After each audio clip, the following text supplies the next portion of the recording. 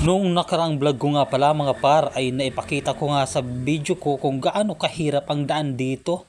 At ngayon nga ay mayroon akong good news mga par. Dahil nung balik nga natin kahapon ay ito na ang good news na ipapakita ko sa inyo. Dahil tinambakan na nila yung napakalalim at napakaputik na daan. Kung dati ay pahirapan ang daan dito, ngayon ay easy to get na lang. Easy to get. Wiw. At maraming salamat nga po pala sa lahat ng mga kinauukulan na nakakasakop sa lugar na ito sa agarang aksyon. Mga par, kung dati nung una ay sobrang sakit ng katawan ko bago makalusot sa kalsada na to, para nga yatang mas masakit pa kaysa nung iniwanan ako nung nakaraang jowa ko. Jowa! At ito na nga pala mga par yung moment na kung saan ay tumirik yung tricycle natin dito sa gitna ng daan. Nasa gitna siya ng ahunin mga par. Dahil sa sobrang hirap ng daan, hindi na kinaya, buti na lang dumating si Kuya Rapi at tumulong. Shoutout sa iyo Kuya Rapi.